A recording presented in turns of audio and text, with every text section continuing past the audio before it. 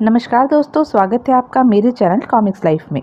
शुरू करते हैं अनिल मोहन जी द्वारा लिखा गया मोना चौधरी और देवराज चौहान का एटमी धमाका हमला पार्ट 5। मोना चौधरी और सूरज सिंह मुंबई पहुंचे। दिन के 11 बज रहे थे। सूरज सिंह ने एयरपोर्ट से रूपक लाल को अपने आने की खबर दी, बंगले पर रहने को कहा। उसके बाद वह मोना चौधरी को लेकर रूपक लाल चंदोलिया के बंगले पर जा पहुंचा। मोना चौधरी को उसने ड्राइंग रूम में छोड़ा और खुद नौकर के साथ रूपक लाल के पास उसके बेडरूम में जा पहुंचा। रूपक लाल चंदोलिया के चेहरे पर बेचैनी टपक रही थी। सूरज सिंह के होठों पर एकाएक विजय से भरी मुस्कान उभरी। सेठ जी, सूरज सिंह ने अपनी कोए की चोट जैसी नाक पर हाथ फेरा। चाकू का मुकाबला करने के लिए तलवार को ले आया हूँ। ऐसी तलवार जो बिना म्यान की है, उस पर काबू नहीं पाया जा सकता। क्या मतलब? मोना चौधरी को दिल्ली से लाया हूँ। मोना चौधरी? हाँ, मोना चौधरी, हमारी दुनिया की, मतलब कि अंडरवर्ल्ड की खतरनाक हस्ती। शायद रूपक लाल चंदोलिया के होठों से निकला। नाम सुन रखा है इसका? मोना चौधरी? हाँ, सुना है यह नाम, जैसे देवराज चौहान का सुन रखा है। उसी की बात कर रहा हूँ। सूरज सिंह का स्वर जहरीला हो उठा। उसी को साथ लाया हूँ। वह देवराज चौहान को पीछे करके भागीरथ के लड़के अमित को लाकर आपके सामने खड़ा कर देगी। देवराज चौहान और मोना चौधरी दोनों ही एक दूसरे की टक्कर के हैं। दोनों इस हद तक पक्के हैं कि हारेंगे नहीं और अपनी मोना चौधरी ही जीतेगी। इस बात का तो मैं अभी से दावा करता हूँ। यूं ही दिल्ली का फेरा नहीं लगाया। मोना चौधरी जैसी हस्ती का नाम सुनकर रूपक लाल के मन को तसल्ली मिली। कहाँ है वह? ड्राइंग रूम में। सूरज सिंह के स्वर में जहरीलापन था। ये मत समझना सेठ जी कि मोना चौधरी दिल्ली में अपना बोर्ड लगाए बैठी है। इतनी समझ तो आपको होगी ही कि मोना चौधरी तक पहुंचने के लिए, खास तौर से उसे यहां तक लाने के लिए दमखम की ज़रूरत है, सोर्स की ज़रूरत है, जो कि मेरे पास है। आपके सेवक ने मिलने वाली आधी कीमत तो मोना चौधरी को यहाँ लाकर वसूल करा दी। रूपक लाल चंदोलिया के तनाव भरे चेहरे पर हल्की सी मुस्कान उभरी। तुमने वास्तव में अच्छा काम किया है। सूरज सिंह ने सिगरेट सुलगाई और कष्ट लेकर शांत स्वर में बोला। मतलब कि आपको भी विश्वास है कि मोना चौधरी यह काम कर लेगी? न भी कर सकी तो कम से कम यह गम तो नहीं रहेगा कि मैंने भागीरथ के लड़के को उठाने के लिए देवराज चौहान के सामने किसी कमजोर को खड़ा कर दिया था, जो हार गया। रूपक लाल का चेहरा गंभीर हो गया। लेकिन मैं आपको यकीन दिलाता हूँ कि मोना चौधरी बाजी मार ले जाएगी। रूपक लाल चंदोलिया होठ को दांतों से काटता सोचने लगा। चलो मोना चौधरी से। एक मिनट सेठ जी। सूरज सिंह ने कोए की चोट जैसी नाक को रगड़ा। थोड़ी सी दिक्कत है। कैसी दिक्कत? अंडरवर्ल्ड के खतरनाक लोगों के कुछ उसूल होते हैं। आमतौर पर बड़े वाले खतरनाक लोग एक दूसरे के काम में दखल नहीं देते, क्योंकि ऐसे में खून खराबा ज़्यादा होने की संभावना होती है। मैं समझा नहीं। सूरज सिंह ने कश लिया और गंभीर स्वर में कहने लगा। देवराज चौहान और मोना चौधरी दोनों ही खतरनाक हैं। इस बात से दोनों ही वाकिफ हैं और दोनों को ही पता है कि अगर एक दूसरे के सामने अड़ गए तो बहुत कुछ बुरा हो सकता है। ऐसे में जब मोना चौधरी को मालूम होगा कि भागीरथ के लड़के का कवच देवराज चौहान बना हुआ है, उसे देवराज चौहान से टकराना पड़ेगा, तो ऐसी स्थिति में मोना चौधरी झगड़े से दूर रहने की कोशिश में इस काम को मना कर सकती है। लेकिन मैं मोना चौधरी को मुंह मांगी रकम को एक तरफ रख दीजिए और मेरी बात समझने की कोशिश कीजिए। सूरज सिंह ने होठ भींचकर बात को काटा। दो शेर आपस में झगड़ा करना कभी पसंद नहीं करते। रूपक लाल चंदोलिया सूरज सिंह को देखने लगा। अब आप अपने को ही देख लीजिए। आप में और भागीरथ में झगड़ा हो गया। भागीरथ ने अपनी तरफ से देवराज चौहान को खड़ा कर दिया और आप मोना चौधरी को खड़ा करने की कोशिश में हैं। दोनों में कोई कम रहा, कोई नहीं, बराबर की टक्कर। जाने कितना कुछ होने के बाद फैसला होगा। ठीक बोला मैं? रूपक लाल ने कुछ नहीं कहा। यही बात देवराज चौहान और मोना चौधरी पर लागू होती है। उनकी कोशिश यही होगी कि आपस में न झगड़े। समझ गया। अब जैसा मैं कहता हूँ वैसा कीजिए। क्या? जब तक मामला तय न हो, मोना चौधरी के सामने देवराज चौहान के नाम का जिक्र भी नहीं होना चाहिए। तुम्हारा मतलब कि मैं झूठ बोलूं? झूठ कहाँ सेठ जी, सच को सच ही कहना है। आपको तो यही कहना है कि जो लोग भागीरथ के लड़के को बचाने की चेष्टा कर रहे हैं, आप उनके बारे में नहीं जानते। हो सकता है ऐसी बात की नौबत ही ना आए। मोना चौधरी इस बारे में आपसे कोई सवाल ही ना करे। ठीक है। रूपक लाल चंदोलिया के होठ भींच गए। लेकिन बाद में जब मोना चौधरी को देवराज चौहान के बारे में मालूम होगा तो तब क्या होगा? तब कुछ नहीं होगा, सूरज सिंह कड़वे स्वर में कह उठा। क्यों? अंडरवर्ल्ड के नामी लोगों में यह खासियत सबसे बड़ी होती है कि अगर एक बार काम हाथ में ले लिया, वादा कर लिया, जुबान दे दी, तो फिर पीछे नहीं हटते, बेशक कितना भी नुकसान हो जाए। मतलब कि एक बार आपके और मोना चौधरी के बीच बात तय हो गई तो फिर निश्चिंत होकर बैठ जाइएगा। रूपक लाल चंदोलिया ने हौले से सिर हिलाया। चलिए, मोना चौधरी से बात कर लीजिए ताकि मामला आगे बढ़े। वह अकेली है? हाँ। तो क्या वह अकेली ही यह काम करेगी या वह बेशक कुर्सी पर बैठकर काम करे या स्टॉक एक्सचेंज की छत पर चढ़कर? आपको क्या? आप अपने काम से मतलब रखिए। ज़्यादा बीच में घुसना भी ठीक नहीं होता। आइए। रूपक लाल चंदोलिया और सूरज सिंह ने ड्राइंग हॉल में प्रवेश किया तो मोना चौधरी कष्ट लेते उस वक्त टहल रही थी। उनकी तरफ मोना चौधरी की पीठ थी। सूरज सिंह धीमे से रूपक लाल के कान में बोला, बहुत खूबसूरत है यह, किसी चक्कर में मत पड़ जाइएगा। इसे यह बात पसंद नहीं कि सामने वाली की नज़रें उसके चेहरे से नीचे फिरे। रूपक लाल ने कठोर निगाहों से सूरज सिंह को देखा। सूरज सिंह ने कौवे की चोंच जैसी नाक को मसलते हुए मुंह दूसरी तरफ फेर लिया। किसी की मौजूदगी का एहसास पाते ही मोना चौधरी फौरन घूमी और दोनों पर से निगाहें होकर नज़र रूपक लाल चंदोलिया पर ठहर गई। एक ही निगाह में मोना चौधरी ने पहचान लिया कि उसके सामने खड़ा इंसान दौलत के ढेर पर बैठा है। ऐसे इंसान को दौलत की नहीं, अपनी इच्छा पूरी करने की जिद होती है। उन इच्छाओं को पूरी करने में दौलत कितनी ही लुट जाए, इस बात की परवाह नहीं होती। सूरज सिंह फौरन बोला, सेठ जी, यह है मोना चौधरी जिसका जिक्र मैं आपसे कर चुका हूँ, और यह रूपक लाल चंदोलिया हैं जिनकी बात मैं तुमसे कर चुका हूँ। यह अपना कोई काम करवाना चाहते हैं। रूपक लाल चंदोलिया मोना चौधरी की खूबसूरती देखकर हक्का पक्का रह गया था।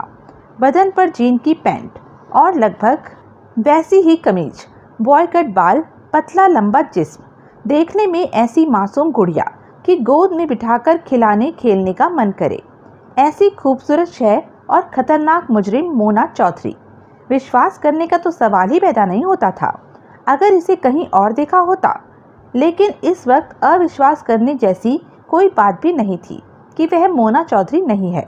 रूपक लाल चंदोलिया की नज़र न हटी मोना चौधरी पर से। सूरज सिंह मन ही मन झलाया कि कहीं रूपक लाल की नज़रें गड़बड़ ना कर दें। किसी बात पर मोना चौधरी हत्ते से उखड़ गई, काम से इनकार कर दिया तो फिर देवराज चौहान से कौन टकराएगा? सेठ जी, सूरज सिंह ने शांत भाव से टोका। मोना चौधरी। रूपक लाल चंदोलिया ने सिर घुमाकर सूरज सिंह को देखा। चेहरे पर किसी तरह के भाव नहीं थे। उसके बाद फिर मोना चौधरी को देखते हुए आगे बढ़ा और बोला, तुम्हें देखकर कोई नहीं कह सकता कि इतनी हसीन युवती खतरनाक मुजरिम मोना चौधरी हो सकती है। इसी बात पर मैं कुछ हैरान हो उठा था। करीब पहुंचकर उसने मोना चौधरी से हाथ मिलाया। बैठो। मोना चौधरी बैठी तो उसके सामने रूपक लाल चंदोलिया भी बैठ गया। आगे बढ़कर सूरज सिंह बैठने लगा तो रूपक लाल ने उससे कहा, किसी नौकर को ठंडा गर्म के लिए बोल दो। इससे पहले कि सूरज सिंह वहां से हटता, मोना चौधरी कह उठी, कुछ नहीं चाहिए, बेकार की बातों को छोड़कर काम की बात कीजिए। सूरज सिंह आराम से बैठ गया।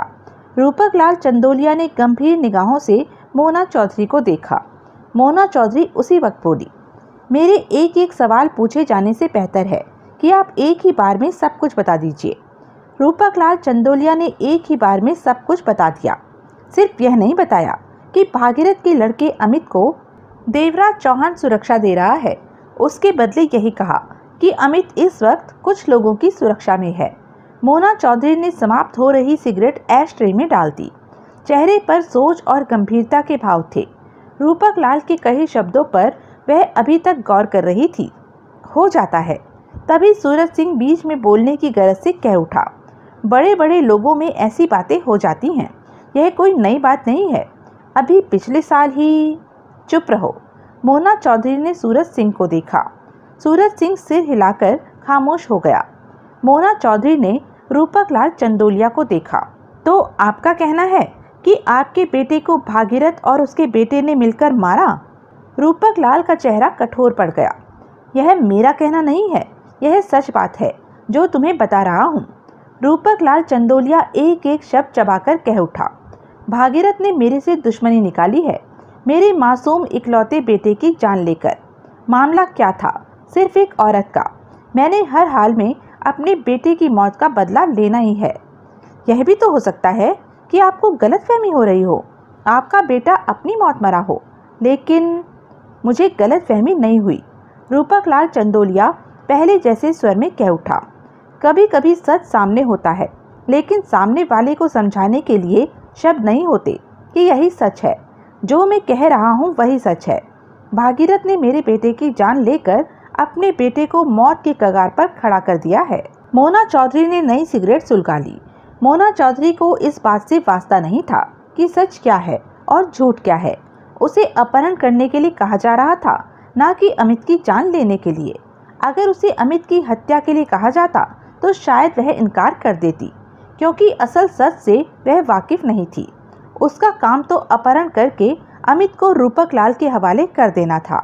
उसके बाद रूपक लाल अमित का क्या करता है वही जाने। उसे इस बात से कोई मतलब नहीं था, उसने तो आगे चल देना था। मोना चौधरी ने कष्ट लेते हुए रूपक लाल चंदोलिया को देखा, जिसका चेहरा गुस्से से भरा पड़ा था। आंखों में सुलगन थी, जैसे हर किसी को जला देना चाहता हो। होठ भींचे वह बार बार मोना चौधरी को देख रहा था। सूरज सिंह मन ही मन इस बात को लेकर व्याकुल था कि मोना चौधरी का जवाब क्या होगा। इकलौते बेटे की कीमत क्या होती है मैं जानता हूँ, मुझसे ज़्यादा कोई नहीं जान सकता, क्योंकि मैंने खोया है अपना बेटा। भागीरथ ने अगर मेरा बेटा न छीना होता तो मैं उसका बेटा छीनने जैसा काम कभी नहीं करता। जो उसने मेरे साथ किया है उसी का जवाब मैं उसे देना चाहता हूँ। अपने बेटे के लिए तो कर रहा था सब कुछ, अब बचा ही क्या है मेरे पास? और तो और मेरी दौलत को खाने वाला भी कोई नहीं रहा। इससे बुरी बात और क्या हो सकती है? रूपक लाल चंदोलिया की आवाज़ भट्टी की आग की तरह गर्म हो रही थी।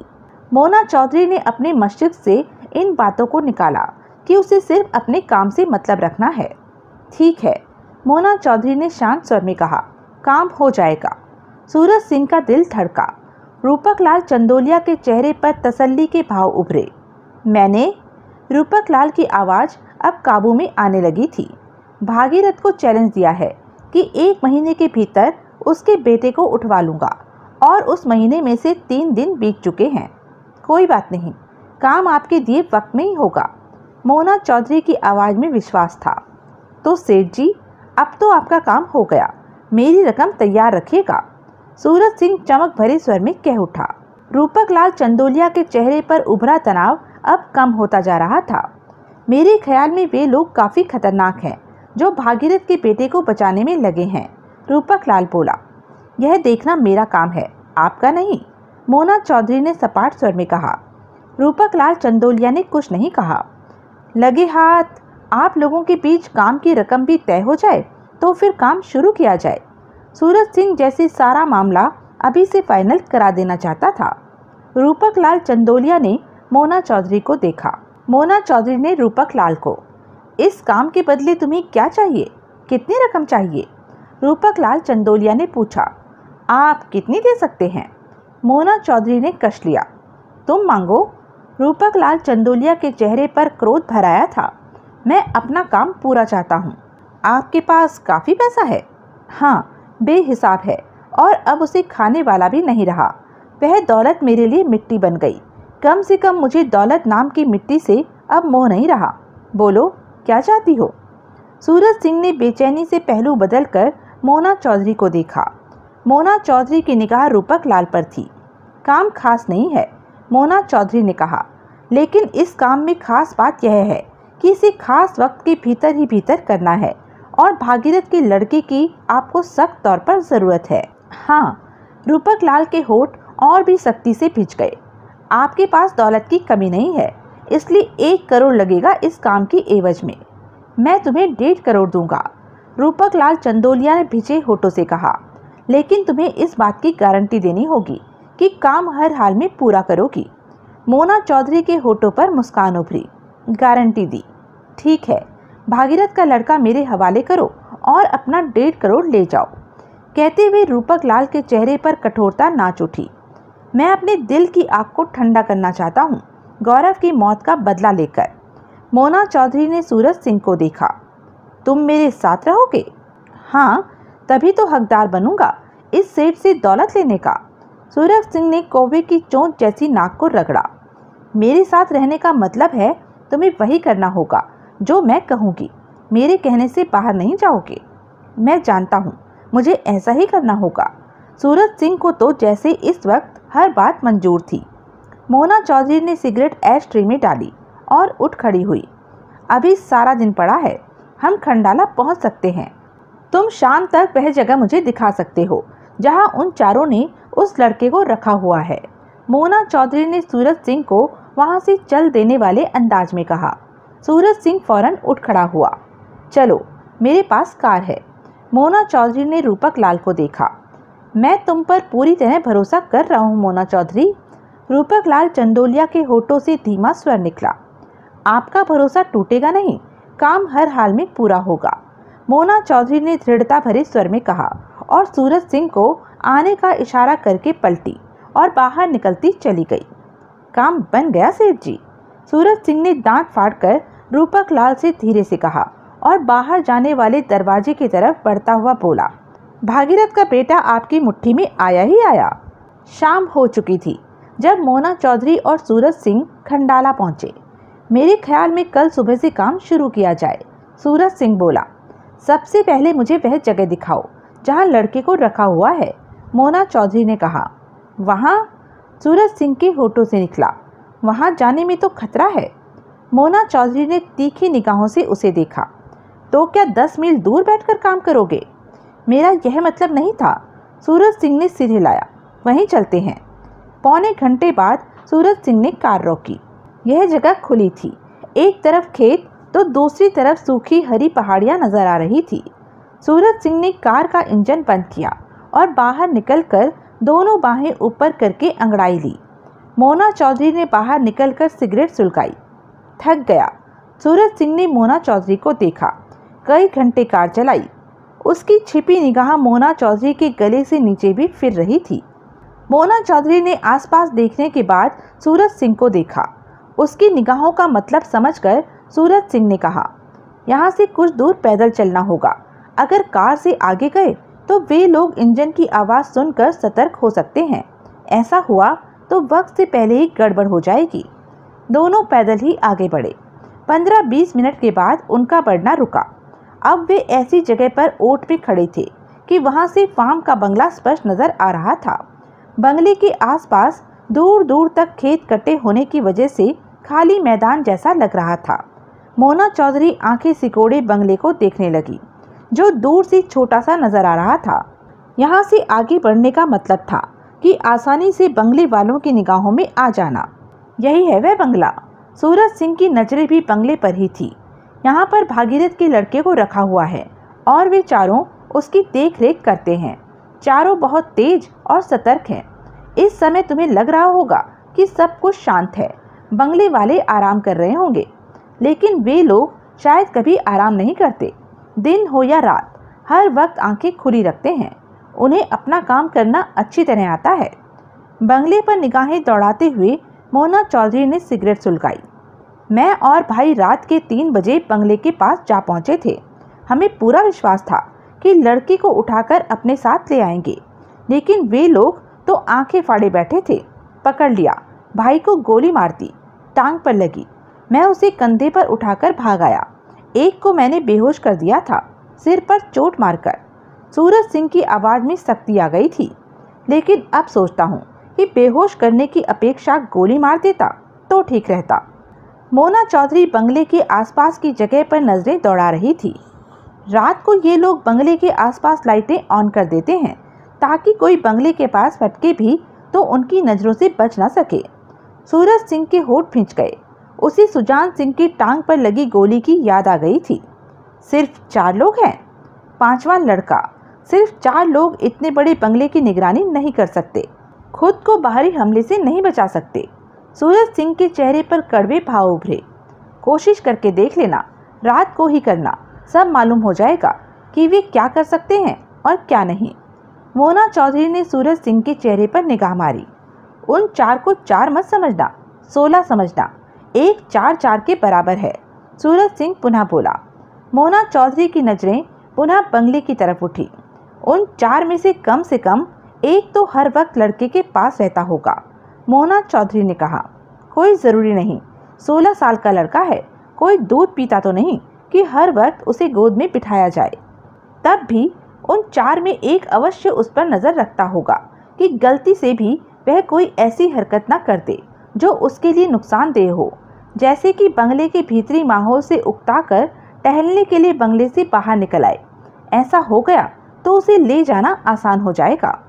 सूरज सिंह ने शांत निगाहों से मोना चौधरी को देखा। वह बंगले से बाहर निकल आए तो तब भी ऐसा नहीं हो सकता। सूरज सिंह का स्वर गंभीर था। क्यों? उसके 4 बाप वहाँ हैं, वे मर जाएंगे लेकिन लड़के को अपने हाथ से नहीं निकलने देंगे। मोना चौधरी ने टटोलने वाली निगाहों से सूरज सिंह को देखा। मतलब कि तुम उन 4 को जानते हो? नहीं। तो फिर यह बात इतने पक्के तौर पर कैसे कह रहे हो? मेरा उन लोगों से टकराव हो चुका है। वे लोग वास्तव में खतरनाक लोग हैं। अगर खतरनाक ना होते तो मैं भाई के साथ असफल होकर वापस नहीं आता। भाई की टांग पर गोली लगने की नौबत ना आती। मोना चौधरी ने कश लेकर सिगरेट एक तरफ उछालती। आओ चलें। मोना चौधरी और सूरज सिंह वापस कार तक पहुँचे। मोना चौधरी के चेहरे पर सोच के भाव नाच रहे थे। शाम ढलती जा रही थी। कुछ ही देर में अंधेरा हो जाना था। मैं तो भाई के पास जाऊंगा, वह घायल है, होटल में पड़ा है, दवा दारू करा रहा होगा, उसका हाल भी देखना है। किसी चीज़ की उसे ज़रूरत ना हो, रात को वहीं रहूँगा। मैं डीलक्स होटल में रहूँगी, लेकिन हमें जल्दी ही कोई ऐसी जगह ढूंढनी होगी जहाँ रहकर हम काम कर सकें। कल तक मैं कहीं और रहने का इंतज़ाम कर लूँगा। भागीरथ के लड़के को कैसे उठाना है, कुछ सोचा? सोच लूँगी। ठीक है, कार तुम रख लो, मुझे भाई वाले होटल में उतार देना जहाँ वह है। दोनों कार में बैठे। मोना चौधरी ने कार आगे बढ़ा दी। सूरज सिंह उसे होटल का रास्ता बताता जा रहा था। तुम्हारा क्या ख्याल है, काम हो जाएगा? हम लड़की को ले उड़ेंगे? सूरज सिंह ने पूछा। हाँ, काम हर हाल में होगा, मोना चौधरी ने सिर हिलाकर शांत स्वर में कहा। सूरज सिंह ने मन ही मन तसल्ली से भरी सांस ली। वह जानता था कि मोना चौधरी का कहा बेकार नहीं जा सकता। काम न होना होता तो इसने पहले ही इनकार कर देना था। मोना चौधरी ने सूरज सिंह को वहीं छोड़ा जहां उसने कहा था। उसके बाद कार को आगे बढ़ा दिया होटल डीलक्स जाने के लिए। मोना चौधरी ने सूरज सिंह से कह दिया था कि जब तक वह उसके होटल न पहुंचे तब तक होटल में अपने भाई के पास ही रहे। सुजान सिंह इस वक्त होटल के कमरे में बेड पर अधलेटा सा सिगरेट की कश ले रहा था जब सूरज सिंह ने भीतर प्रवेश किया। कैसा है भाई? करीब पहुंचकर सूरज सिंह कुर्सी पर बैठता हुआ बोला। ठीक है। तो जख्म कैसा है? सूरज सिंह ने उसकी बात काटी। ठीक हो रहा है। तो सुजान सिंह ने कहना चाहा। डॉक्टर आता है, दवा ली? हाँ, डॉक्टर भी आता है और दवा भी ली। तू क्या करता फिर रहा है? सुजान सिंह ने पूछा। मज़े ले रहा हूँ। सूरज सिंह मुस्कुराया। मज़े?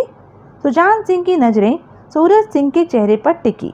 हाँ, भागीरथ के बेटे को उठाएगा कोई और, वह अपनी कीमत लेगा और मैंने रूपक लाल से अपना टांका फिट कर लिया है कि हम में जो रकम पहले से तय थी, काम हो जाने पर वह वही रकम हमें देगा। यह मज़े तेरे को कहीं महंगे न पड़ जाएं। सुजान सिंह ने गंभीर स्वर में कहा। महंगे क्यों? देवराज चौहान जैसे इंसान के हाथों से कोई चीज़ छीन लेना बच्चों का खेल नहीं है। ठीक कहते हो भाई, तभी तो इस काम के लिए मैंने बच्चे का इंतज़ाम नहीं किया। देवराज चौहान कुछ है तो वह भी उससे बढ़कर है। दोनों ही असली स्टील के हैं और एक ही कंपनी के हैं। सूरज सिंह हंसा। सुजान सिंह की आंखें सिकुड़ी। साफ बात कर। याद है एक बार पारसनाथ ने कहा था कि कोई बड़ा काम हो तो बोलना। सूरज सिंह का स्वर जहरीला हो उठा। मोना चौधरी? सुजान सिंह के होठों से निकला। वह चौंका। हाँ, याद आ गया तेरे को, मैं मोना चौधरी की ही बात कर रहा हूँ।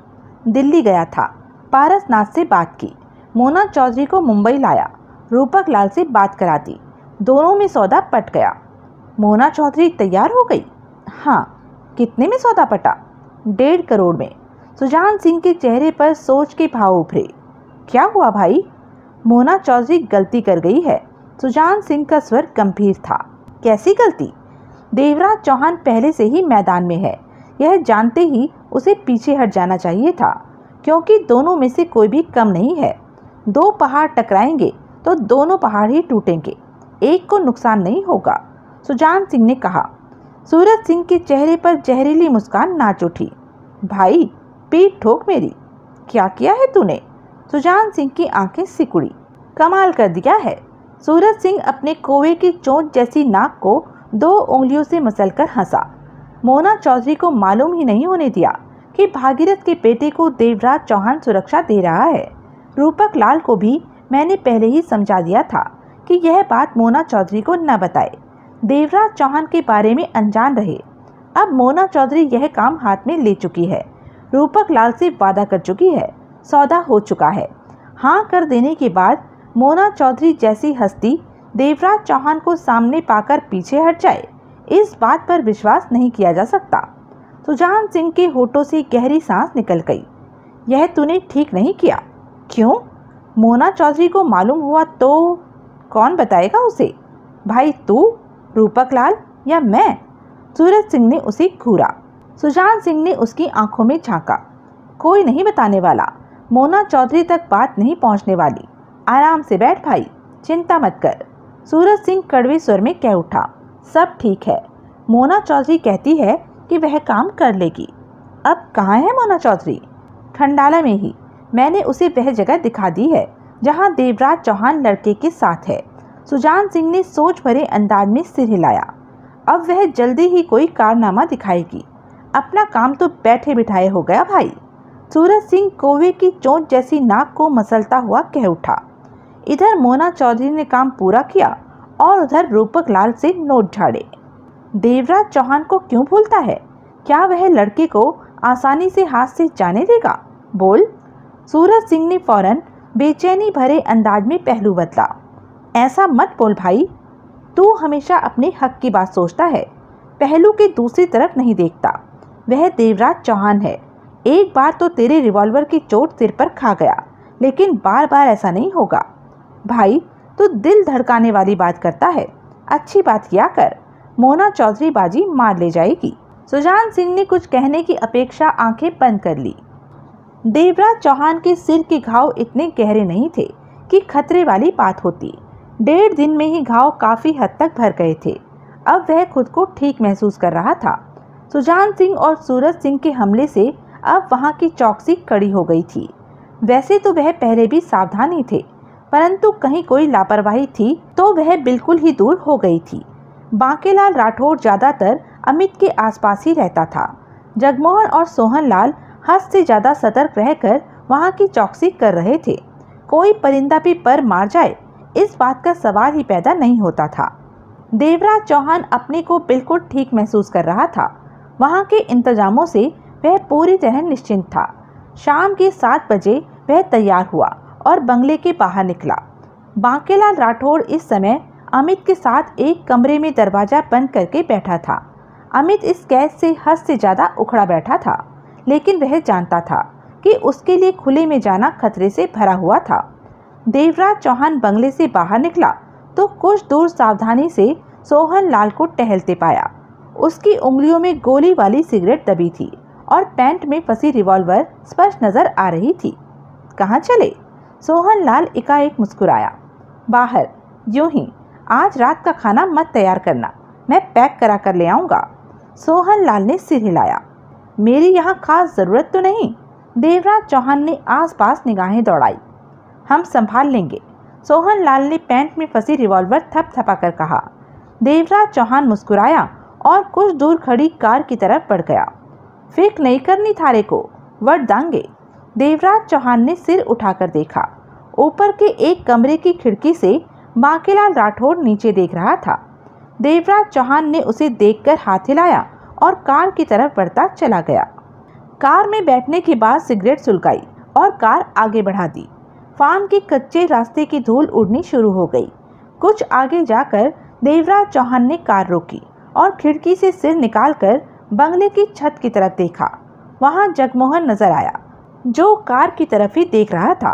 देवराज चौहान के होठ हिलाने पर जगमोहन का हाथ भी हिलता नजर आया। देवराज चौहान ने कार आगे बढ़ा दी। होटल डिलक्स खंडाला की चंद शानों में से एक शान था। मोना चौधरी ने रूम बुक कराकर नहा धोकर कॉफ़ी मंगवाई और सिगरेट सुलगाकर कॉफ़ी के साथ साथ कश भी लेती रही। चेहरे पर सोच के भाव नाच रहे थे। मोना चौधरी की सोचों के पीछे आंखों के सामने फार्म वाला बंगला घूम रहा था। भागीरथ का लड़का उस बंगले में था, उन 4 लोगों के पहरे के बीच था। उसे वहां से निकालना था, निकाला जा सकता था। कोई खास परेशानी वाला मामला नहीं था, लेकिन दिक्कत थी बंगले तक पहुंचने की। एक बार बंगले के भीतर पहुंचा जाए तो फिर सब कुछ उसके हक में हो सकता था। दिन में उस खुली जगह में बंगले तक पहुंचना खतरे से खाली नहीं था, वे लोग देख सकते थे। रात में सूरज सिंह के कहे मुताबिक वे लोग बंगले के आसपास इस तरह लाइटें जला लेते हैं कि कोई भी बंगले की तरफ आए तो वक्त रहते ही लाइट में वह चमक उठे और नजर आ जाए। मोना चौधरी ने मन ही मन फैसला किया कि आज रात वह खुद वहां पर जाकर देखेगी। शायद बंगले तक पहुंचने का कोई रास्ता नजर आए। सबसे बड़ा सवाल ठीक ठाक बंगले के भीतर पहुंचने का था और मोना चौधरी को पूरा विश्वास था कि किसी तरह अपनी कोशिश में कामयाब होगी। जल्द ही बंगले के भीतर पहुंची होगी। कॉफ़ी और सिगरेट समाप्त करके मोना चौधरी उठी और शीशे के सामने जाकर खुद को देखा। लंबे कद में हमेशा की तरह जीन की पैंट और वैसी ही कमीज में वह कहर ढा रही थी, जो देखे देखता ही रह जाए। उसके बाद उसने वक्त देखा। शाम के 8 बज चुके थे। अभी डिनर करने का मूड नहीं था। कमरे में बैठे बैठे भी बोरियत सी महसूस होने लगी थी। मोना चौधरी कमरे से निकली और होटल में टहलने के इरादे से आगे बढ़ गई। दोनों हाथ पैंट की जेबों में थे और चाल में लापरवाही भरी पड़ी थी। जुबेर सिंह कभी दिल्ली का नामी दादा हुआ करता था। नाम गूंजता था दिल्ली अंडरवर्ल्ड में। नशे के व्यापार के साथ नकली शराब का, मिलावटी दारू का भी धंधा करता था। तब कोई सोच भी नहीं सकता था कि जुबेर सिंह के साथ टक्कर ली जा सकती है। ऐसे में अपनी ताकत के दम पर वह मोना चौधरी के सामने आ खड़ा हुआ था।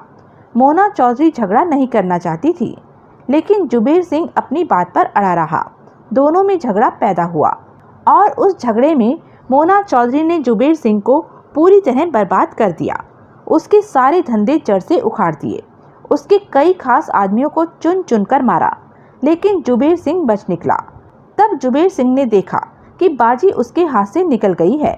कोई और रास्ता न पाकर दिल्ली से भाग निकला था। उसे इस बात का एहसास हो चुका था कि मोना चौधरी के हाथों से बचना संभव नहीं।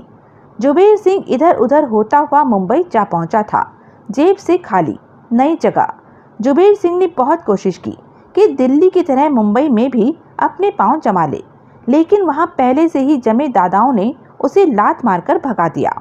मुंबई में दाल गलती न देखकर जुबेर सिंह ने आसपास के शहरों का रुख किया, परंतु दिल्ली से उसके पैर ऐसे उखड़े थे कि कहीं भी पांव नहीं जमा सका था।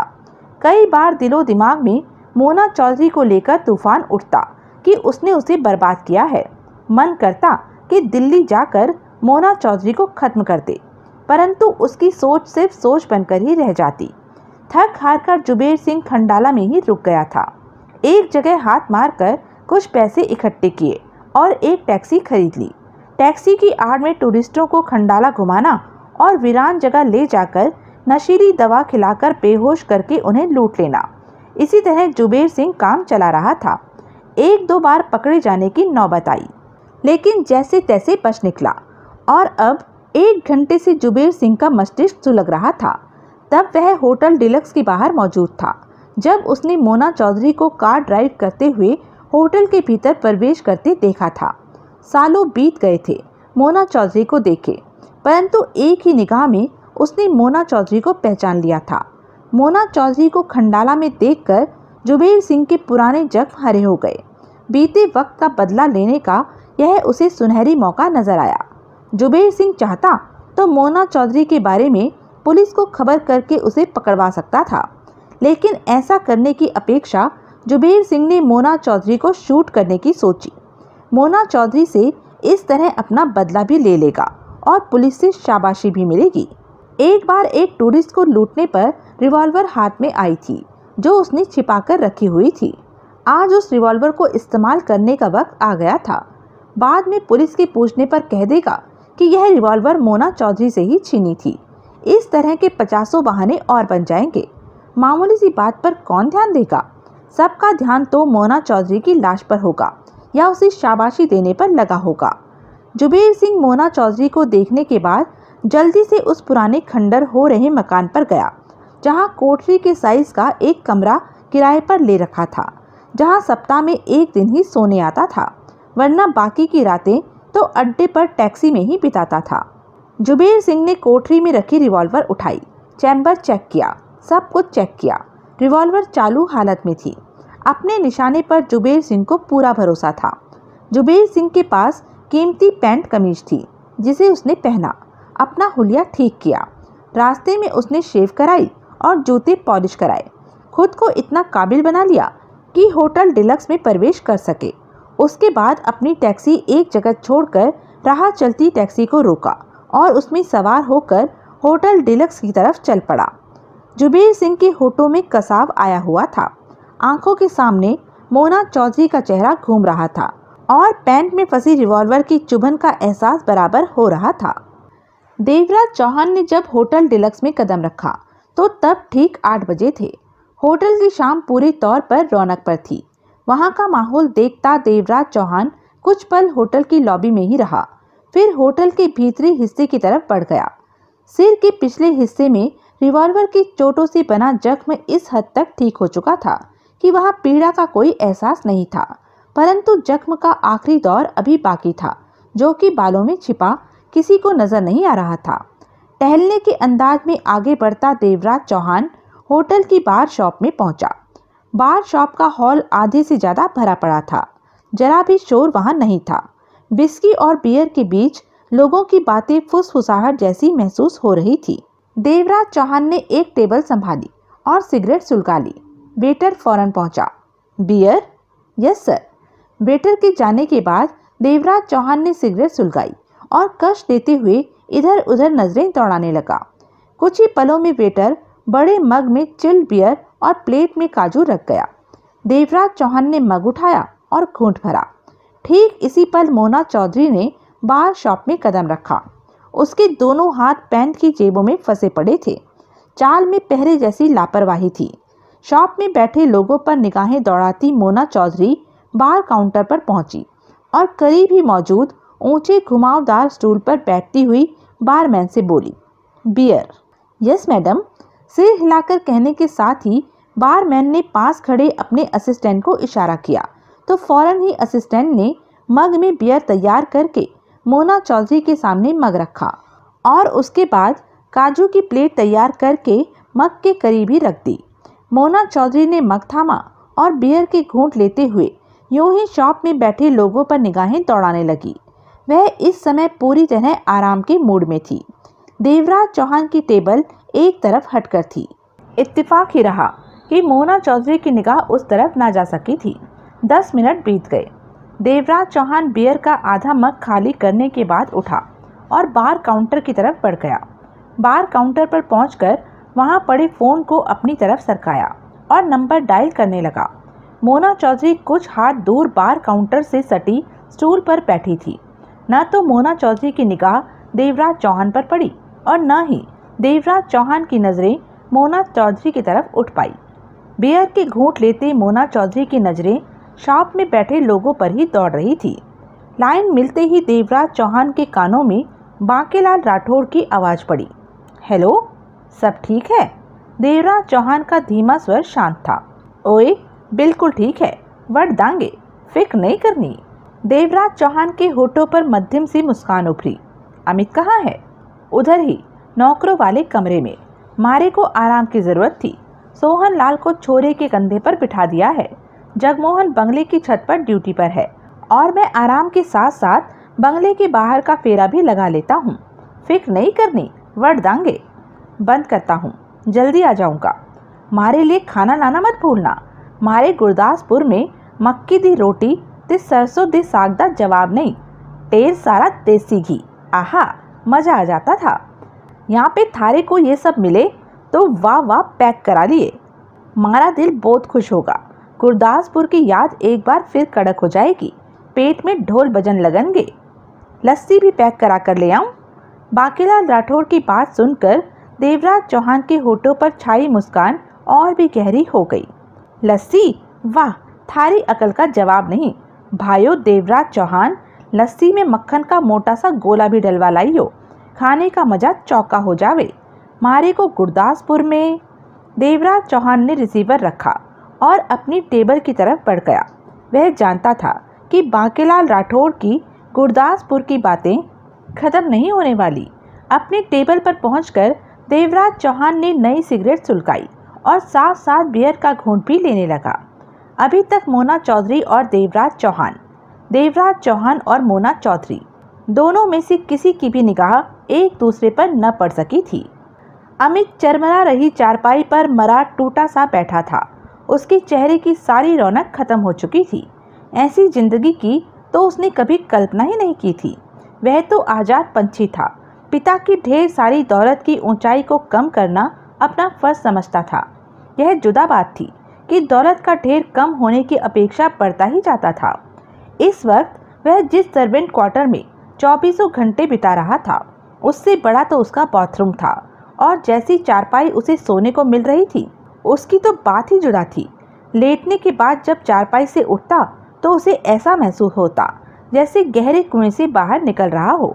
सोहनलाल उसके सामने पुरानी सी टूटने की हद तक पहुंची हुई कुर्सी पर बैठा गोली वाली सिगरेट का कश लेता अमित को देखे जा रहा था।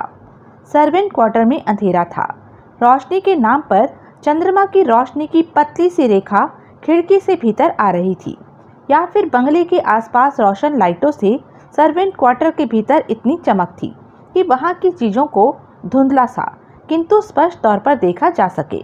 अमित के चेहरे के भावों को देखकर सोहनलाल एकाएक मुस्कुराया। क्यों बेटे करोड़पति, यहाँ रहकर मजा तो आ रहा होगा। चुप रहो, अमित उखड़े स्वर में कह उठा। नहीं बोलता। सोहनलाल हौले से हंसा। होठ भींचे अमित सोहनलाल को देखता रहा। सोहनलाल मुस्कुराता रहा। यह सारी मुसीबत तुमने खुद मोल ली है। मैंने? हाँ बेटे करोड़पति अरबपति, सोहनलाल व्यंग से कह उठा। तू या तेरा बाप ज़्यादा अक्लमंद न बनता और रूपक लाल के बेटे की जान न लेते तो सब ठीक रहता। बकवास मत करो। अमित का चेहरा सुर्ख सा होने लगा। गौरव को मैंने नहीं मारा, पापा ने नहीं मारा। वह मेरे भाई जैसा था। मुझे खुद उसकी मौत का दुख है, लेकिन रूपक लाल का दिमाग खराब हो गया है जो यह सोचता है कि हमने उसकी जान ली है। अगर तुम भी यही सोचते हो तो समझो तुम्हारा भी दिमाग खराब है। हम लोग बिजनेसमैन हैं, बिजनेस की सारी चालबाजियां कर सकते हैं, लेकिन खून खराबा हम लोगों से बहुत दूर है। ऐसी बातों से तो हमारा दूर दूर तक वास्ता नहीं। सोहनलाल हंसा। मेरे करोड़पति अरबपति, मैं तो मजाक कर रहा था। अपने चाचा की बात का बुरा मत मान। चाचा? मेरे करोड़पति, जब तक तेरी खिदमत में हूँ तब तक के लिए तो चाचा मान ले। मेरे दिल को भी ठंडक पहुँचेगी कि मेरा भतीजा करोड़पति अरबपति है। सोहनलाल ने गोली वाली सिगरेट का कश लिया। अमित ने होठ भींच लिए। बेहद मध्यम सी रोशनी में दोनों के चेहरे स्पष्ट नजर आ रहे थे। तेरे पापा ने तेरे नाम भी पैसा बैंक में रख छोड़ा होगा, सोहनलाल बोला। हाँ, क्यों? यूं ही पूछ रहा हूँ। पूछने में क्या हर्ज है? बैंक में तेरे साइन भी दौड़ते होंगे। हाँ, लेकिन चाचा के सामने लेकिन वाली बात मत कर, सोहनलाल जल्दी से कह उठा। चाचा माना है तो पूरी इज्जत भी कर। बड़े तो आखिर बड़े ही होते हैं। मैंने कब माना है तुम्हें चाचा? अमित तीखे स्वर में कह उठा। नहीं माना तो मान लेगा। अभी हम लोग कौन सा बाय बाय कर रहे हैं? अभी तो हमारी मुलाकात का दौर शुरू ही हुआ है। बता, सिगरेट पीता है? चाचा से शर्मा मत, यार भी समझ मुझे। अमित ने सोहनलाल को देखा। बता बता। पी लेता हूँ। तो पहले क्यों नहीं बोला? कहने के साथ ही सोहन लाल ने जेब से गोली वाली सिगरेट निकाली। सुलगा ले, मैं सस्ती वाली सिगरेट नहीं पीता, मेरा ब्रांड दूसरा। अब तो मेरा भतीजा बनता जा रहा है तो तेरे को मैं क्या सस्ती सिगरेट दूंगा? सुलगा, यह मसाले वाली सिगरेट है, जो ब्रांड तू पीता है यह सिगरेट उससे महंगी पड़ती है। मसाले वाली? पकड़ पकड़, 2 कश मार, मजा ना आया तो कहना। मसाले वाली सिगरेट मैं किसी को देता नहीं हूँ, लेकिन अपने भतीजे के सामने क्या कंजूसी दिखानी, मजे ले। अमित ने बिना कुछ कहे सिगरेट ली। सोहन लाल ने आग दिखाकर उसे सुलगा दिया। अमित कश लेने लगा। अब मेरा करोड़पति भतीजा हवा की सैर करेगा। सोहन लाल बड़बड़ा उठा।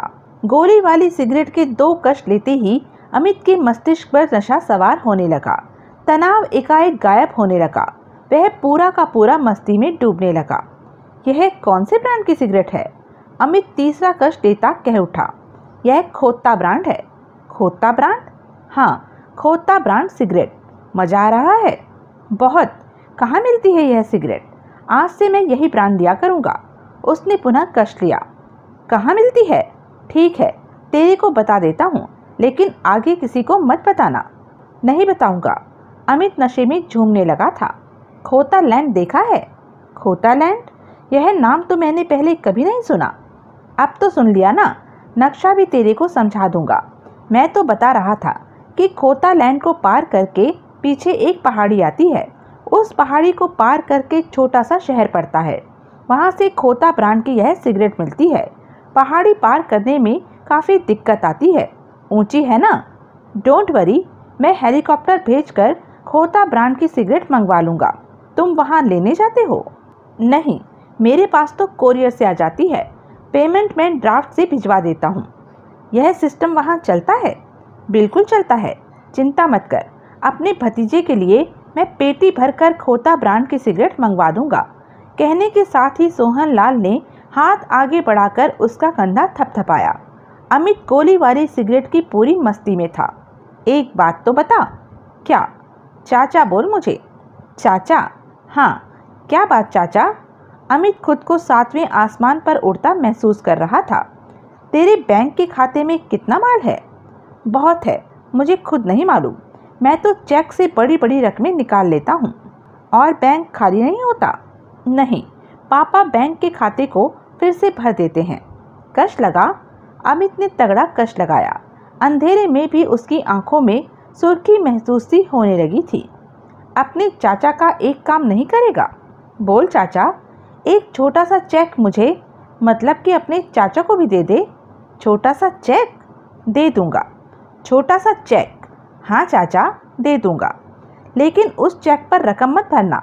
यह कष्ट मैं कर लूँगा, तुम सिर्फ साइन कर देना। ठीक है चाचा, मैं साइन करके चेक तुम्हें दे दूंगा। भर लेना रुपया, बहुत पैसा है मेरे पास। अमित गोली वाली सिगरेट के नशे में झूमता कह उठा। लेकिन चाचा, खोता ब्रांड की सिगरेट मुझे मंगवा देना, बहुत अच्छी है, मज़ा आ रहा है। मंगवा दूंगा भतीजे, पूरी की पूरी पेटी मंगवा दूंगा, लेकिन उस छोटे से चेक के कैश होने के बाद। तेरी चेकबुक कहाँ है? जेब में तो नहीं पड़ी होगी। सोहन लाल ने उसके कंधे पर हाथ मारा। वह तो मुंबई में है, बंगले पर। फिर तो मामला गड़बड़ हो गया। सोहन लाल ऐसे बोला जैसे बहुत बड़ा नुकसान हो गया हो। कोई गड़बड़ नहीं हुआ, मैं चेकबुक मंगवा लूँगा। अमित हवा में हाथ हिलाकर कह उठा। कैसे? तू तो यहाँ है। मंगवा लूँगा, यह बात तुम मुझ पर छोड़ दो चाचा। ठीक है, और हाँ, यह बात किसी और से मत कहना। चाचा, भतीजे का मामला है। नहीं कहूँगा। अमित ने खोता ब्रांड का तगड़ा कश लिया। भूख लग रही है। सब रख, आज खाना बाहर से आएगा, देवराज चौहान लाएगा, आने वाला होगा, सोहन लाल ने कहा और आरामदेह अंदाज में कुर्सी पर पसर गया। अमित खोता ब्रांड की बची खुची सिगरेट को इस्तेमाल करने में व्यस्त था। देवराज चौहान करीब आधे घंटे बाद बार रूम से बियर का बिल पे करके निकला। तब रात के 9 बज रहे थे। उंगलियों में सुलगती सिगरेट थमी थी। मोना चौधरी अभी तक बार रूम के करीब ऊंचे गोल स्टूल पर मौजूद थी। उसकी बियर खत्म होने पर थी। वक्त बिताने के लिहाज से वह रुक रुक कर छोटे छोटे घूंट भर रही थी। दोनों में से किसी की भी निगाह एक दूसरे पर नहीं पड़ी थी। करीब 10 मिनट बाद मोना चौधरी ने बियर का मग खाली करके पेमेंट की और बार रूम से बाहर आकर डिनर के वास्ते डाइनिंग हॉल की तरफ बढ़ गई। डिनर के बाद उसका प्रोग्राम रात के वक्त फार्म हाउस पर जाकर, जहां अमित मौजूद था, उस बंगले पर दूर से ही नजर मारने का था। डिनर हॉल में प्रवेश करते ही मोना चौधरी ठिठकी। डिनर हॉल खचाखच भरा पड़ा था। टेबल फुल थी। अगर कोई खाली भी थी तो ऐसे भीड़ भरे माहौल में नजर नहीं आ रही थी। खाने की खुशबू हर तरफ व्याप्त थी। कई पलों तक मोना चौधरी की निगाह डाइनिंग हॉल में घूमती रही। तभी हेड वेटर मोना चौधरी के पास पहुंचा और अदब भरे लहजे में बोला, मैं आपके किसी काम आ सकता हूं मैडम? मोना चौधरी ने अपनी फिरती निगाह हेड वेटर पर टिका दी। मेरे ख्याल में इस वक्त आप भी मेरी सहायता नहीं कर सकते। मोना चौधरी का स्वर शांत था। ऑर्डर दीजिए मैडम। कोई टेबल खाली नहीं है, मैं डिनर अपने रूम में ही ले लूँगी। मोना चौधरी ने डाइनिंग हॉल में नजरें घुमाई। ऐसी बात नहीं मैडम, हेड वेटर पहले जैसे स्वर में बोला। अगर आप टेबल पर किसी के साथ बैठना पसंद करें तो आसानी से जगह मिल सकती है। ऐसी कुछ सीटें अभी भी खाली हैं। क्षणिक सोच के पश्चात मोना चौधरी ने हौले से सिर हिलाया। ओके, किसी के साथ बैठने में मुझे कोई ऐतराज नहीं है। You are welcome madam, please come with me. कहने के साथ ही हेड वेटर आहिस्ता से आगे बढ़ा। मोना चौधरी उसके पीछे चल दी। कुछ टेबलों की लाइनों में से गुजरकर हेड वेटर एक टेबल के समीप पहुंचा। उस टेबल के गिर्द 2 कुर्सियां थीं, आमने सामने। एक पर देवराज चौहान बैठा था। टेबल पर कौन बैठा है, मोना चौधरी ने यह देखने की जरा भी कोशिश नहीं की। इधर उधर नजरें दौड़ाती डाइनिंग हॉल के खुशनुमा माहौल का मजा ले रही थी वह। सर, हेड वेटर ने अदब के साथ देवराज चौहान को देखा। अगर आपको ऐतराज न हो तो टेबल की खाली कुर्सी पर डिनर के लिए मैडम बैठ सकती हैं। देवराज चौहान ने हौले से सहमति में सिर हिला दिया। Thank you sir. कहने के साथ हेड वेटर ने मोना चौधरी को देखा। प्लीज़ मैडम बैठिए। मोना चौधरी ने धन्यवादी अंदाज में सिर हिलाया और एक कदम आगे बढ़कर कुर्सी पर बैठ गई। हेड वेटर विदा लेकर वहां से चला गया। फौरन ही वेटर हाजिर हुआ। टेबल पर पानी सर्व कर गया। कुछ ही पलों में ऑर्डर लेने वाला मीनू के साथ हाजिर हुआ और मोना चौधरी से डिनर का ऑर्डर लेकर चला गया। इन सब कामों से फुर्सत पाने के बाद मोना चौधरी ने आसपास देखा। तभी उसकी निगाह डाइनिंग हॉल की दीवारों पर लगे सजावट के रूप में छोटे छोटे शीशों पर गई। हॉल के बीचों बीच भी कई थंब फर्श से लेकर छत तक जा रहे थे। उन पर भी शीशे लगे हुए थे। मोना चौधरी की निगाह दीवार पर लगे एक शीशे पर ठहर चुकी थी। उस शीशे में उसे देवराज चौहान का चेहरा नजर आ रहा था। धीरे धीरे मोना चौधरी की आंखें सिकुड़ने लगी। कौन है यह? लगता तो ऐसा है जैसे कहीं देखा है। मोना चौधरी की निगाह फौरन डाइनिंग हॉल में बैठे लोगों पर दौड़ने लगी। दीवार पर शीशे इस ढंग से लगे थे कि उन शीशों को देखकर फौरन जान पाना संभव नहीं था कि शीशों में नजर आने वाला इंसान डाइनिंग हॉल में कहाँ, किस टेबल पर बैठा था। घूमती घूमती मोना चौधरी की निगाह ठीक अपने सामने बैठे देवराज चौहान पर जा टिकी और देवराज चौहान की एक टक निगाह मोना चौधरी पर थी। देवराज चौहान मोना चौधरी को एक टक शांत निगाहों से देखे जा रहा था। अब दोनों की नज़रें एक दूसरे की आंखों में थी। कई पल यूं ही बीत गए। एकाएक मोना चौधरी के होठों पर शांत मुस्कुराहट उभरी। मैंने, मोना चौधरी का लहजा स्थिर था। शायद आपको कहीं देखा है। उसी पल देवराज चौहान मुस्कुराया, मीठी दोस्ताना मुस्कान। तुम मोना चौधरी हो? अपना नाम सुनते ही मोना चौधरी जोरों से चौंकी। उसी पल अपने पर काबू पा लिया। आप मुझे जानते हैं? मोना चौधरी के होठों से निकला। देवराज चौहान मुस्कुराता रहा। मोना चौधरी की पैनी निगाह देवराज चौहान के चेहरे पर फिर रही थी। मैंने तुम्हारी तस्वीर कभी अखबार में देखी थी, तब जब पुलिस वालों ने तुम्हें खतरनाक मुजरिम घोषित करके देखते ही तुम्हारे बारे में पुलिस को खबर देने की अपील जनता से की थी। पुरानी बात है। इस बात को कितने बरस गुजर गए, यह तुम्हें अच्छी तरह पता होगा। उस तस्वीर में पहली और आखिरी बार तुम्हारा चेहरा देखा था, जिसे मैं भूला नहीं। तभी तो तुम्हें पहचान चुका हूँ। लेकिन मोना चौधरी के होठों से निकला, इस वक्त तो मैं हल्के मेकअप में हूँ। और बहुत हल्का मेकअप है तुम्हारा। तुम्हारा चेहरा मेकअप से इतना नहीं बदला हुआ कि मैं धोखा खा जाऊं। इस मेकअप से पुलिस वाले अवश्य धोखा खा सकते हैं। देवराज चौहान के चेहरे पर बराबर मुस्कान छाई हुई थी। मोना चौधरी एकटक उसे देखती रही। देवराज चौहान के हाव भाव से उसे इस बात का एहसास तो हो गया था कि सामने बैठा इंसान कोई आम नहीं, खास है। इसमें भारी तौर पर खास बात है कोई। कौन हो तुम? मोना चौधरी की आंखों में हल्की सी सिकुड़न उभरी। मुझे देखकर तुम्हें लगा कि तुमने मुझे कहीं देखा है। हाँ, मोना चौधरी की निगाह देवराज चौहान के चेहरे पर फिर रही थी। इसका मतलब तुम मुझे पहचान सकती हो कि मैं कौन हूँ। पहचानना तुम्हारा काम है। अपने मुंह से तुम्हें अपने बारे में बताना मुझे पसंद नहीं आएगा। देवराज चौहान हौले से हंसा। देवराज चौहान को गहरी निगाहों से देखने के पश्चात मोना चौधरी ने निगाहें हटाई और डाइनिंग हॉल में बैठे लोगों को देखने लगी।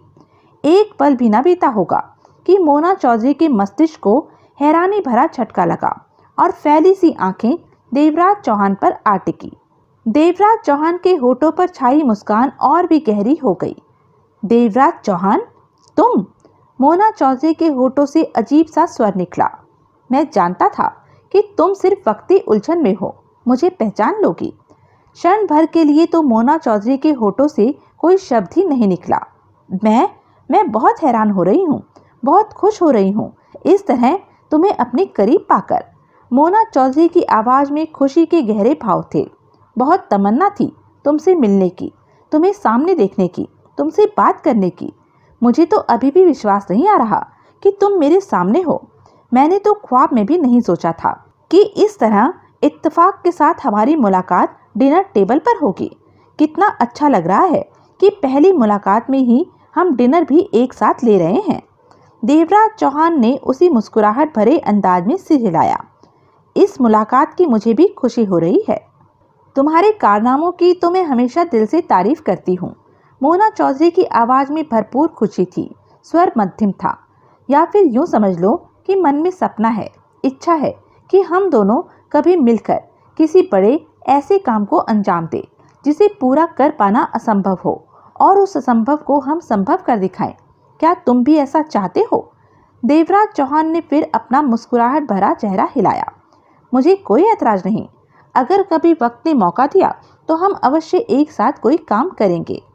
तभी वेटर छोटी सी ट्रॉली धकेलता हुआ पास आया और उस पर मौजूद उनके ऑर्डर का खाना टेबल पर रखने लगा। दोनों का ऑर्डर वेटर एक साथ ही लाया था। टेबल पर खाना लगाने के बाद वेटर दोनों को देखकर बोला, एनी सर्विस मोर? नो थैंक्स, मोना चौधरी ने कहा। तभी देवराज चौहान वेटर से बोला, पैकिंग का जो ऑर्डर दिया था वह पैक हो गया? यस सर, तैयार हो रहा है। 10 मिनट में ही आपका ऑर्डर पैक हो जाएगा, वेटर ने कहा। देवराज चौहान के सिर हिलाने पर वेटर ट्रॉली धकेलता वहां से चला गया। पहली मुलाकात की खुशी में आज का डिनर मेरी तरफ से, मोना चौधरी हौले से मुस्कुराकर बोली। मुझे कोई ऐतराज नहीं, शुरू किया जाए? श्योर। देवराज चौहान और मोना चौधरी ने डिनर शुरू किया। तुम तो मुंबई में रहते हो? डिनर लेते हुए मोना चौधरी बोली। हाँ, खंडाला में कैसे? किसी काम से आया था, डिनर में व्यस्त देवराज चौहान बोला। लेकिन तुम दिल्ली से इतनी दूर किसी काम के लिए आई हो या दिल्ली पुलिस की नज़रों से बचने के लिए? अभी ऐसी नौबत नहीं आई कि दिल्ली पुलिस से बचने के लिए मुझे दिल्ली से भागना पड़े, मोना चौधरी ने शांत स्वर में कहा। मैं जो भी काम करती हूँ उन कामों से पुलिस के लिए सिरदर्दी पैदा नहीं होती और ना ही जनता को कोई तकलीफ देती हूँ। मेरा काम करने का ढंग अलग किस्म का है। जिस तरह तुम अक्सर डकैतियाँ करते हो, पुलिस और जनता को तंग नहीं करते, कुछ ऐसा ही मैं करती हूँ। मालूम है मुझे, देवराज चौहान ने सिर हिलाया। तो खंडाला में किसी काम से हो? हाँ, मामूली सा काम है, 2-4 दिन में चली जाऊंगी। खाना कैसा लगा? बढ़िया, मैं जब भी खंडाला आती हूँ इसी होटल में ठहरती हूँ, मोना चौधरी मुस्कुराई। यह होटल और यहाँ की हर चीज़ बढ़िया है, देवराज चौहान ने कहा। तुम कहाँ ठहरे हो? इसी होटल में? नहीं, कहीं और।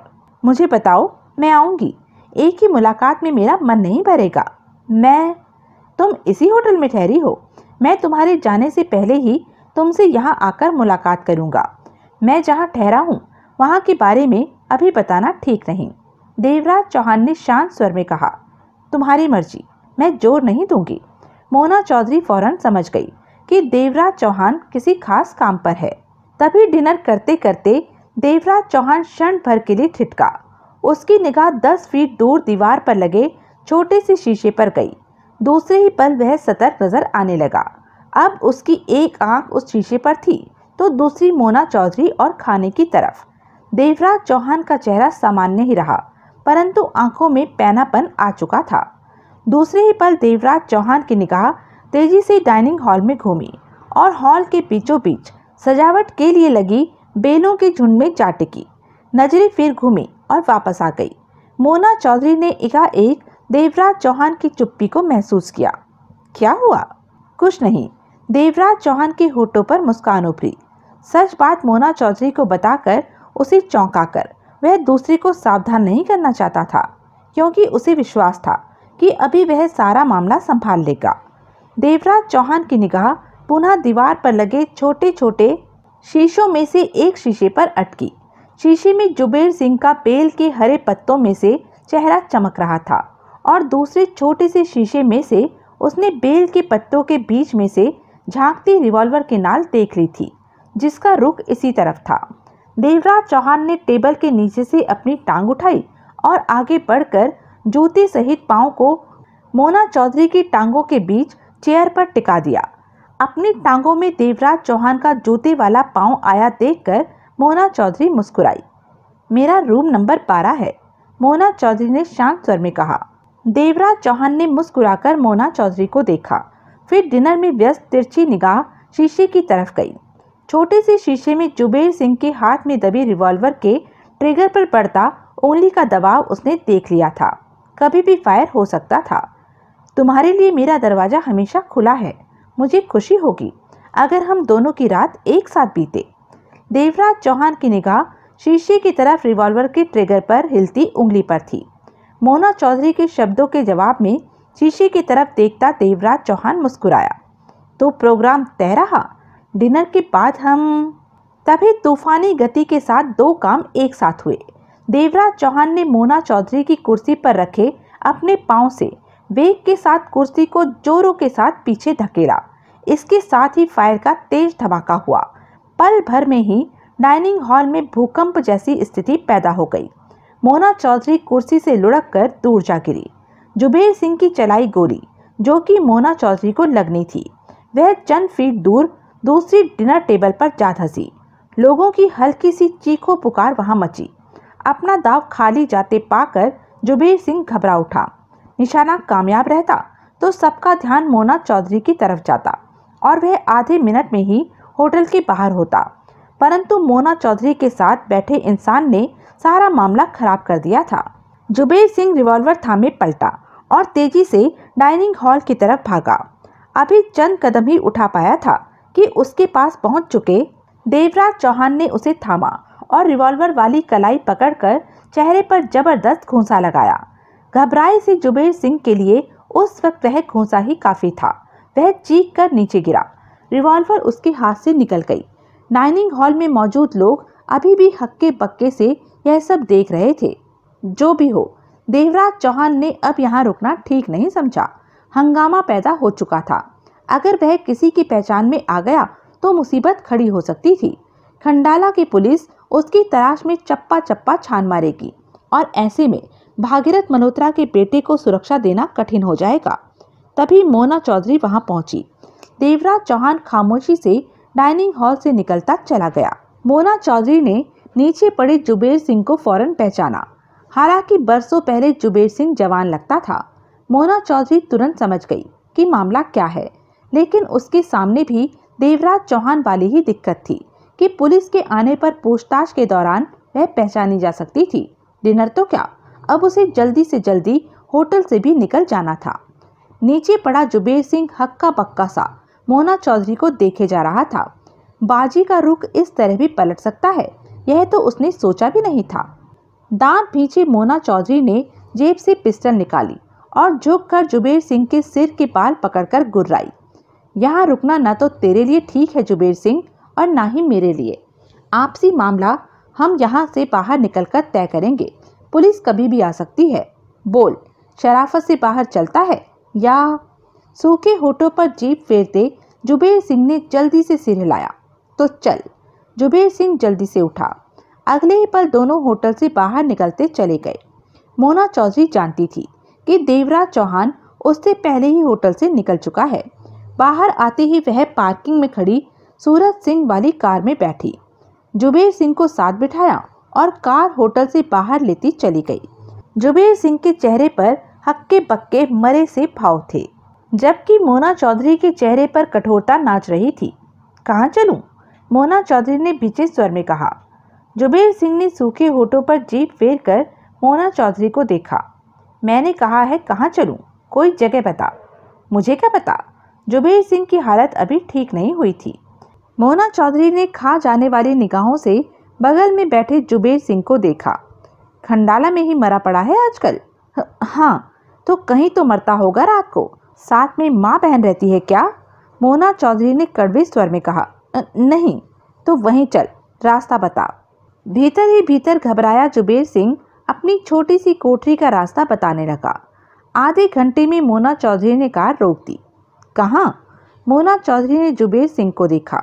वह सामने उस पुराने मकान में। मोना चौधरी ने उधर नजर मारी। होटल में तूने जो किया उससे तेरी को किसी ने तो पहचाना होगा। मोना चौधरी ने पूछा। नहीं पहचाना। जुबेर सिंह ने धीमे स्वर में गहरी सांस लेकर कहा। मेरा यह हुलिया नहीं है जो तुम देख रही हो। मैं तो यहाँ का मामूली सा टैक्सी ड्राइवर हूँ। मोना चौधरी ने इंजन बंद किया। चल उतर, वहाँ चल जहाँ तू रहता है, कहते हुए वह बाहर निकली। जुबेर सिंह ने मोना चौधरी को देखा, फिर बाहर निकल आया। मोना चौधरी जुबेर सिंह के साथ उसके छोटे से कमरे में पहुंची। सिगरेट सुलगाकर दम घुटने वाले कमरे में निगाह मारी, फिर जुबेर सिंह को देखा। जो कभी दिल्ली का बादशाह हुआ करता था, आज वो इस शानदार महल में रहता है। जुबेर सिंह ने तीखापन लिए मोना चौधरी को देखा। सब तुमने किया है। शायद भूल गए कि मैंने मना किया था, मेरे रास्ते में मत आओ। लेकिन तब तुम्हारे पास इतना वक्त ही कहाँ था कि मेरी बात पर ध्यान देते। खुद को बड़ी ताकत का मालिक समझते थे। किस्मत अच्छी थी जो उस वक्त मेरे हाथ नहीं लगे, वरना तुम्हारी जिंदगी तो उसी वक्त खत्म थी। जुबेर सिंह कुछ नहीं बोला। मोना चौधरी आगे बढ़कर पुरानी सी कुर्सी पर बैठकर जुबेर सिंह को देखने लगी। डीलक्स होटल के डाइनिंग हॉल जैसी जगह पर तुम्हें रिवॉल्वर इस्तेमाल करने की गलती नहीं करनी चाहिए थी। वहां तुम फंस भी सकते थे। मोना चौधरी का स्वर शांत था। जुबेर सिंह के चेहरे पर गंभीरता के भाव आए। तुम ठीक कहती हो, लेकिन तुम्हें देखते ही पुराने जख्म ताजा हो गए थे। तुमने मुझे ऐसा बर्बाद किया कि उसके बाद मैं आज तक जम नहीं सका। 2 वक्त की रोटी की गारंटी भी हासिल नहीं कर सका। शायद मेरा दिमाग खराब ही हो गया था जो उस भरे होटल में तुम्हें मारने पहुंच गया। अब मुझे लग रहा है कि ऐसी भीड़ वाली जगह पर गोली चलाना मेरी बेवकूफ़ी थी। मुझे ठीक मौके का इंतज़ार करना चाहिए था। जल्दी ही मुझे बढ़िया मौका मिल जाता। कष्ट लेते हुए मोना चौधरी ने सिर हिलाया। ठीक कहते हो। अब आगे के लिए तुम्हारा क्या इरादा है? जुबेर सिंह ने शांत भाव से मोना चौधरी को देखा। जवाब दो। अगर अब तुम मुझे छोड़ देती हो, मेरी जिंदगी बख्श देती हो, तो मैं अपना मन तुम्हारी तरफ से हमेशा के लिए साफ कर लूँगा। जुबेर सिंह ने धीमे स्वर में कहा। सच कहते हो? अगर तुम्हें मेरा कोई झूठ याद है तो फिर सोच सकती हो कि मैं झूठ बोल रहा हूँ। ओके, मैं तुम्हें छोड़ती हूँ। तुमने मेरी जान लेने की चेष्टा की, इस पर भी तुम्हें इसलिए छोड़ती हूँ कि मैंने तुम्हारी जो हालत की थी उसे देखते हुए ऐसा करना तुम्हारा हक बनता था। लेकिन अब भविष्य में कभी भी ऐसा नहीं होना चाहिए। मोना चौधरी ने उसकी आंखों में झांका। जुबेर सिंह मुस्कुराया। अब ऐसा नहीं होगा। हम दोनों बीती बातें भूल जाते हैं। अब मिलेंगे तो दोस्तों की तरह मिलेंगे। मोना चौधरी जुबेर सिंह को देखती रही। मतलब कि आजकल कुछ नहीं कर रहे? आजकल? जुबेर सिंह ने अजीब से स्वर में कहा और आगे बढ़कर बिछी चारपाई पर बैठ गया। मैं तो तब से कुछ नहीं कर रहा जब से दिल्ली से भागा था। कहीं पैर नहीं टिके। पास में फूटी कौड़ी नहीं थी कि कोई काम कर पाता। बस ऐसे ही चल रहा है।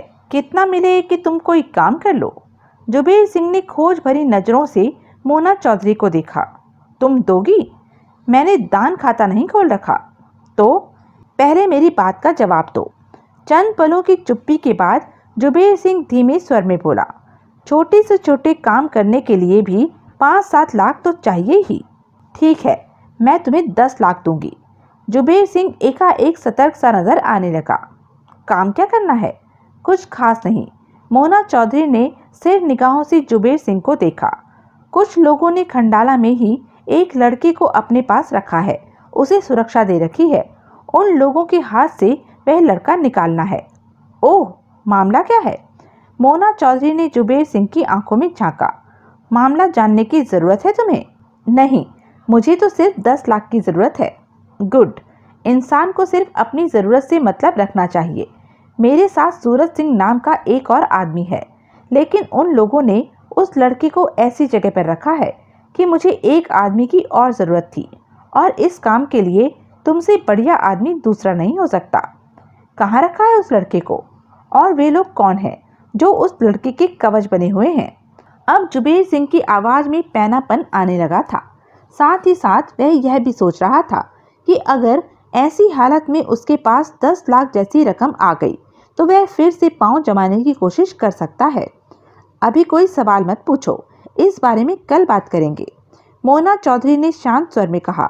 अभी कुछ बातें हैं जिनका जवाब पाना है मैंने। कल के बाद हम कदम आगे बढ़ा पाएंगे। मैं आज ही खंडाला पहुंची हूँ। इतनी फुर्सत ही नहीं मिल पाई कि इस मामले में आगे बढ़ती कि तुम बीच में आ गए। जुबेर सिंह ने सिर हिलाकर कहा, मैं रात यहीं रहूंगी। मैं टैक्सी स्टैंड पर चला जाता हूँ। जुबेर सिंह फौरन बोला, मेरा वहाँ रहना ही ठीक है, क्योंकि मेरी रातें ज़्यादातर वहीं बीतती हैं। होटल के पार्किंग में मेरी टैक्सी खड़ी है, वहाँ से टैक्सी भी उठानी है। ऐसे में किसी को मेरे पर शक भी होगा तो वह भी हट जाएगा। लेकिन मैं जानता हूँ होटल में कोई मुझे पहचान नहीं पाया होगा, क्योंकि कहाँ फटे हाल टैक्सी ड्राइवर और कहाँ यह कीमती सूट चमकता चेहरा जो तुम ठीक समझो। जुबेर सिंह ने कपड़े बदले, वही पुराने ड्राइवर वाले कपड़े पहने, पुराने जूते पहने। इतने में ही उसके हुलिये में जमीन आसमान का फर्क आ गया था। मैं चलता हूँ, सुबह आऊँ? हाँ, आना। जुबेर सिंह चला गया। कुछ देर तक मोना चौधरी सोच भरे अंदाज में बैठी रही, फिर उठ खड़ी हुई उस फार्म वाले बंगले पर नजर मारने के लिए कि रात को वहाँ कैसा इंतजाम होता है। तो यह थी अब तक की कहानी। आगे की कहानी जानने के लिए बने रहें मेरे साथ, और हाँ, मेरे चैनल को लाइक, शेयर और सब्सक्राइब करना ना भूलें। और कमेंट करके ज़रूर बताएं कि यह वीडियो आपको कैसा लगा। धन्यवाद।